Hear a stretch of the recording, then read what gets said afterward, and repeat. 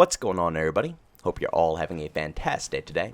Now today, I am extremely excited to go ahead and talk about this topic with you guys. It's something that I've been wanting to go ahead and discuss for, I would say, a little over a week now. But obviously, since I'm a content creator and Update 1.2 released and new information about Season 2 for Battlefield 2042 released, clearly I had to prioritize those topics. But now with all that stuff out of the way, I can finally go ahead, sit back, and really talk to you guys about something that I'm very passionate about. And that is the map designs within the Battlefield franchise. And this topic is going to be about one crucial thing DICE could have done to resolve pretty much the replayability across the board for each and every map within this game. But very quickly, before we go ahead and get into this topic, I have to go ahead and go on a little side tangent here. The gameplay you're watching in the background, I went ahead, hopped on, off stream of course, to get some footage for you guys.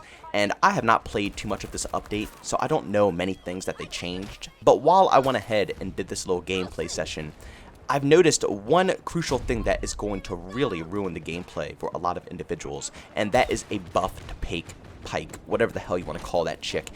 Before this recent update, when she scans or uses her wall hacks, she shows up on the minimap. It's a nice little trade-off, you know what I'm saying? It makes you think when and where you should use that ability. But now that is no longer the situation. She can use it anywhere she wants, and she will not show up on the minimap. Now, it will still notify individuals when they are scanned by it. But I don't care if I get notified. I prefer knowing where she is, because you gotta think about it. Once you're scanned, everybody on the enemy team knows exactly where you are. So at least give me the benefit of the doubt to know where she is, so I can quickly try to stop the scan as fast as possible. You know, I just think that's probably the most fair solution. And you gotta think, while you're pushing her, she can see you through the wall. She has the advantage at all times. I just don't like this update. Please, please, DICE, stop with the specialists.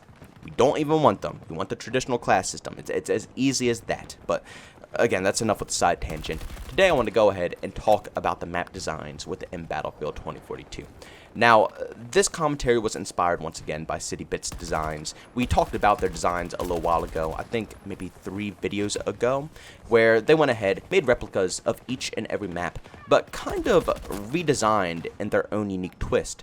But one of the maps that they redesigned really rubbed off in the correct direction, and that was the redesign for Hourglass. And I just think their concept is fantastic. You see right here, it's a completely fantastically lit city.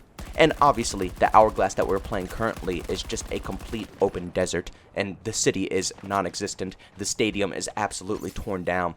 This looks way more clean, way more efficient, and way more vibrant in my personal opinion. Now, I know a lot of people are going to look at this and say, JB, we are trying to stray away from that direction. We don't want to be in a very cleaned off city. You know, this is supposed to be war. We're in Battlefield, so it's supposed to look like an actual war is going on. So I guess the current version of Hourglass is everybody's favorite, but I'm going to explain why I think this would have been the right direction, and how. Again, they can't just make them very vibrant cities. It's one other very crucial thing that they have to go ahead and do in order to make this work. And that one thing, you guessed it, is destruction. Battlefield 2042 lacks this very bad in every map across the board, and it's kind of depressing because every other game in the past, Battlefield 5, Battlefield 1, 4, or 3, all have better destruction than 2042. It's almost like we're taking a step back. I really do think it's because they tried to force out 128 players. This is definitely a goal that DICE can set for the future, but currently, you know, right now in the moment of time, I don't think that they're able to do 128 players while still being able to, you know, deliver what makes a Battlefield game good. For the time being, they might have to go ahead and scrap that concept, make 64 players, and as technology evolves, maybe one day we can actually see that type of destruction. It's in other games like BattleBit, obviously, but those graphics are very dumbed down, and it's much easier for a game like that to run compared to Battlefield. But back to the main topic here.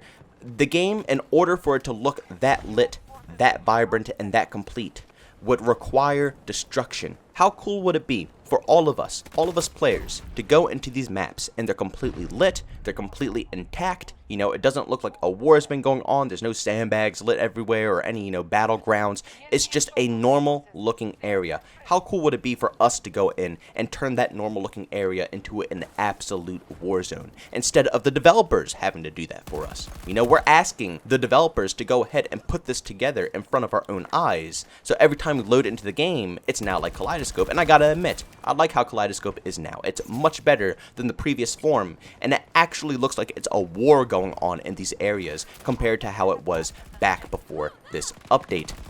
But like I said, how cool would it be for us to do that, for us to go in and tear down the stadium of Hourglass, for us to come in with tanks, rockets, helicopters, and just completely put it down to the dirt. Same thing with all of the towers, all the skyscrapers. They could have easily cut that section of the map in half, because over half of it you can't even fly into, you can't even walk into. It's out of bounds. They could have easily cut that terrain in half, give us a few good skyscrapers that you can interact with.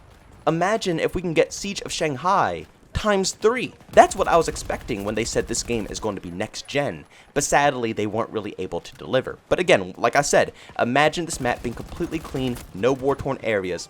We go in, we destroy the stadiums, we destroy the buildings. Imagine starting a domino effect and each building collapses onto the other, completely shattering them out, cutting, power lines, destroying the bridges as us players, until basically the map goes from a very well-lit, active, normal-looking environment to an absolute blacked out desert. That's what should have happened.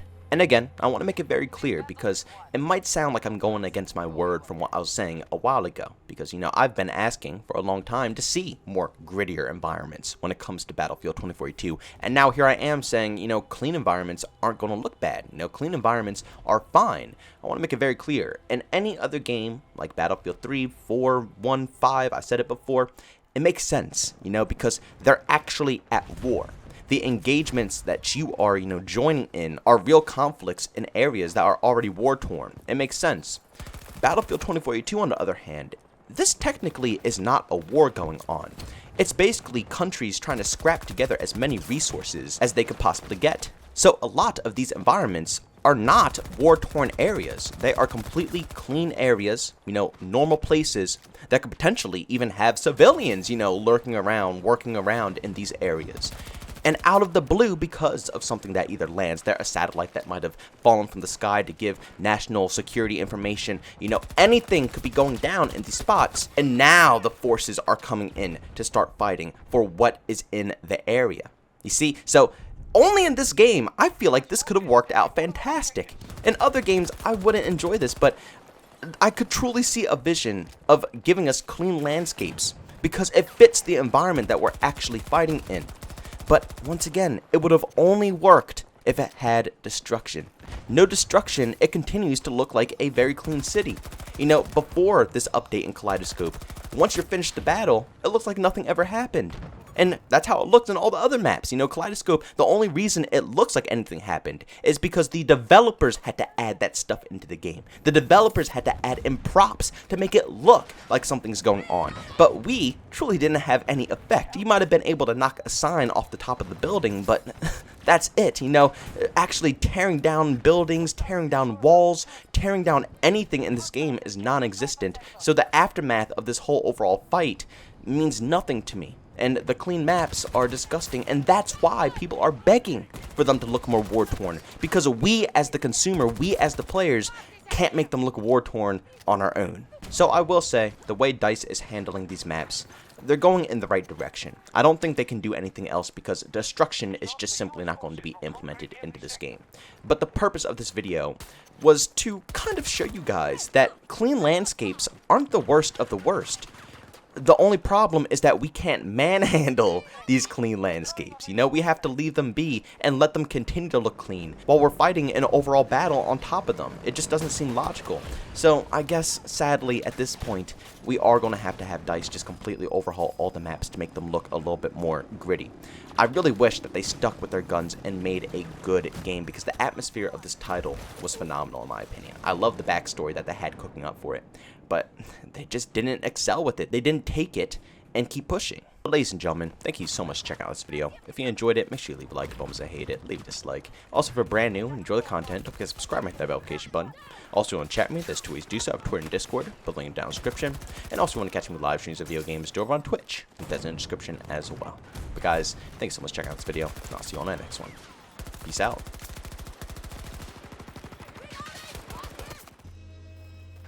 This battle is won. No, Pat, we owe you a debt.